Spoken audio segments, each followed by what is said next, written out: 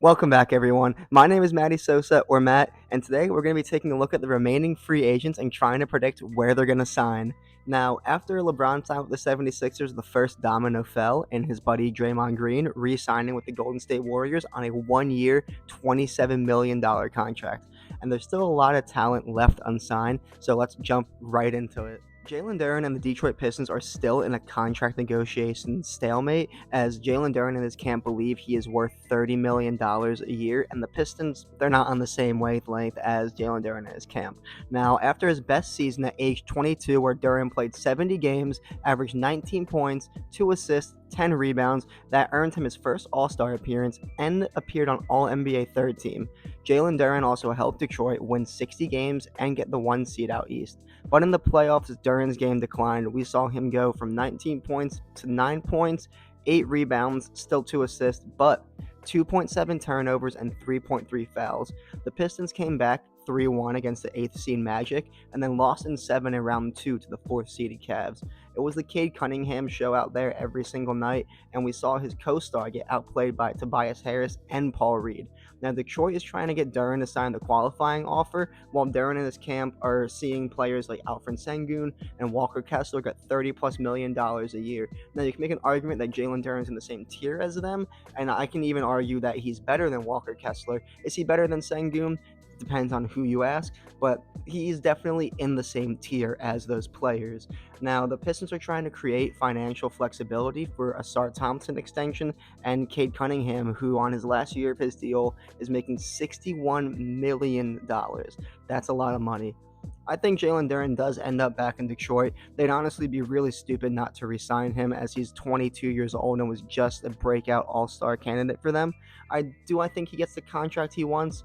Probably not. I think he'll probably sign on a smaller deal, probably around $27 million a year. The Nets and the Kings explored some signing trade options earlier, but they ended up falling through. So I do think that Durham does end up back in Detroit. Next up is Bradley Beal, who is now 33 years old and just came off of his worst season yet. Beal only played 6 games before going down with season-ending hip surgery. After finessing the Suns, Beal took his talents to LA, where he averaged 8 points, 1.7 assists, and 0.8 rebounds. Bradley Beal also ended up declining his $5.6 million player option with the Clippers. Ever since Giannis was traded to Miami, Beal has been linked to them since he's a cheap contract. He's an experienced veteran who can provide them minutes off the bench in the playoffs and during the regular season, since this Miami team has gutted its roster to acquire Giannis. And if you couldn't tell, I'm predicting Bradley Beal to go to the Miami Heat. Now, who knows how he would look on the Heat? Who knows how effective he would be, and even if he would play a lot of minutes for them, but he would be a cheap contract and a cheap veteran to add to this team that has really depleted its roster this past offseason. On July 6th, the Sacramento Kings waived DeMar DeRozan, and he still hasn't been picked up yet by a team. In his age 36 season, DeMar averaged 18 points, 4 assists, 2.9 rebounds, 49% from the field, and played 77 games this year. I think it would be a really cool story if he returned home to Toronto, but sadly, I don't think he will. Miami's also been linked to DeRozan since he's been waived. He'd be a really nice third scoring option behind Giannis and Bam, but DeMar still isn't a good three-point shooter, and the spacing with those three would be honestly pretty atrocious. I think DeMar ends up signing with Golden State and finishes out his career there. The Warriors are the only team this offseason to make 0 additions. That's not including drafting Yaxel Leningborg. But this offseason, they missed out on trading for Giannis, they missed out on LeBron, and now apparently the front office is more focused on the post-Steph era. I could go on about the Warriors doing nothing in free agency, and signing DeMar really doesn't move any needles for them, but it at least gets Steph a little bit of help, since Jimmy will miss a lot of time recovering from his ACL tear. We all know Draymond's offensive capabilities now, and I mean, the rest of the roster really, it isn't that great if you take a look at it. I wish Golden State was a little more aggressive this offseason, maybe they could still trade for Trey Murphy, but I really got no clue what's going on in Warrior land.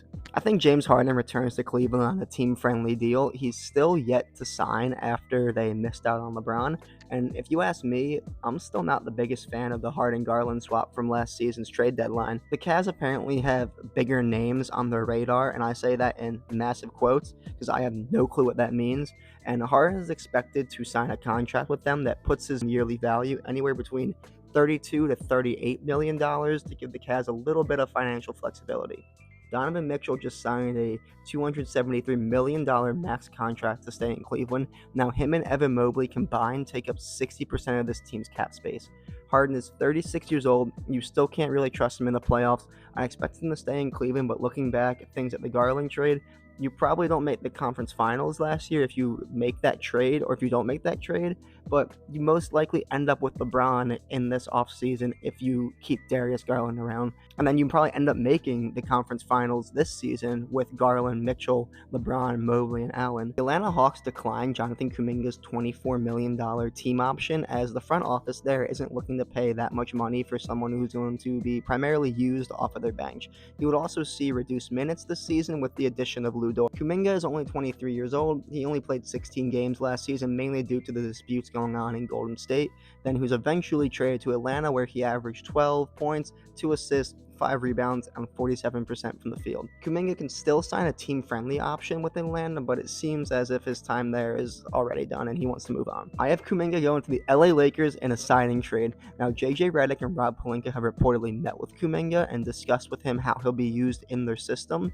And now, what would a trade look like for him?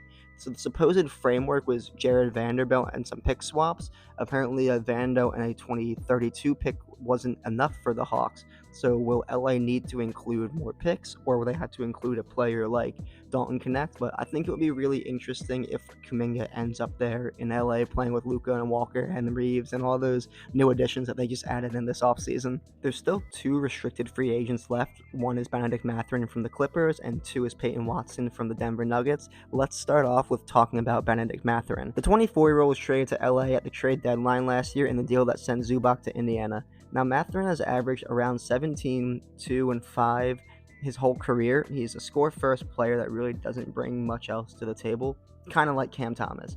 And like Cam Thomas, it seems that there isn't a necessity for these one-dimensional players who can't defend or shoot well enough from 3, as Mathurin only shot 20% from 3 last season, given he did only play 26 games and it really wasn't the best sample size of him in Los Angeles, but 20% from 3 as a guard is abysmal.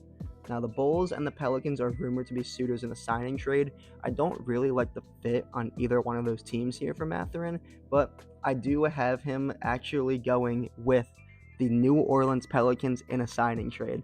Now, it wouldn't surprise me if Mathurin's back in LA next season, but I think the Pelicans front office is just what are they doing? Their only move this offseason is re-signing 38-year-old DeAndre Jordan, so it wouldn't surprise me if they went out and did a signing trade for Benedict Mathurin. What would a signing trade look like for him? Apparently, the rumored pieces would be Jordan Hawkins, other pieces, most likely some picks, but I don't think the Pelicans should be doing this move. They have bigger issues than getting Benedict Mathurin on their team. There's a lot bigger issues in New Orleans right now. What are you doing with Trey Murphy? What are you doing with Zion? You have all this young talent on one team. Yves Missy, and you have Derek Queen as well. You have all this talent. You have DeJounte Murray coming back from injury. You don't need Benedict Mathurin on your team. But it would be a Pelicans type move to just go out there and add him. The Nuggets are still far away from re-signing Peyton Watson. They haven't traded Cam Johnson, who's making $94 million over the next 4 years, and they can't seem to find any suitors for Christian Braun, who got a 5-year, $125 million extension. Now, if you ask me, I think Peyton Watson should be making similar to those guys, if not even more than Christian Braun. Last season, Watson improved. He averaged 14 points, 2 assists, 4.9 rebounds, a block, and shot 53% from the field and 41% from 3. But that's not all. In 15 games without Nikola Jokic, Peyton Watson took over, averaging 22 points, 5.8 rebounds, and 2.8 assists. He was everywhere on the court. Watson is seeking a $25 to $28 million deal per year, but Denver is lowballing him at 14 to 18 mil. Denver has been known to be cheap since their 2023 title season. They're consistently trying to avoid the luxury tax and the second apron, but losing a player like Watson, who's been on their team since a rookie and has improved every single year since then, would be a major loss for Denver. The front runner to take Watson away from them is the team that I actually am predicting him to go to. It's the Milwaukee Bucks in a signing trade. The rumored framework here is AJ Green and some future first-round picks, and this would be huge for Milwaukee as he joins a very young Bucks team entering their rebuild without Giannis. This opportunity, Milwaukee, to be able to showcase his full skill set, not on that crowded Nuggets roster, and I think he could be even an all-star Russell Westbrook still remains a free agent, and apparently he doesn't have a lot of teams that are really interested in signing him. Apparently he's gaining a lot of traction though in the Euro League, but I think he stays in the league at least one more year, takes a minimum contract with Miami as they've been linked to him, and they could really use his energy off the bench. Now I'm going to wrap things up here by rapid firing some of the smaller names that are left here in free agency, like Bruce Brown, who I think ends up back in Denver, especially if they don't re-sign Peyton Watson. Brandon Williams of the Mavericks, I think, ends up going to Golden State as they look to add more bench pieces. Jeremy Sohan most likely ends up back in New York, but I think a potential landing spot is the Phoenix Suns. Kelly Olynyk, I think, ends up in Philly as they look for front court depth. Kevin Love, he either retires or stays in Utah to mentor their young players. And finally, I think Gary Payton II ends up back in Golden State. And those are my predictions for the remaining free agents. Let me know down below what team you think these guys are going to sign to. Don't forget to subscribe as well, and I'll catch you guys next time. Peace.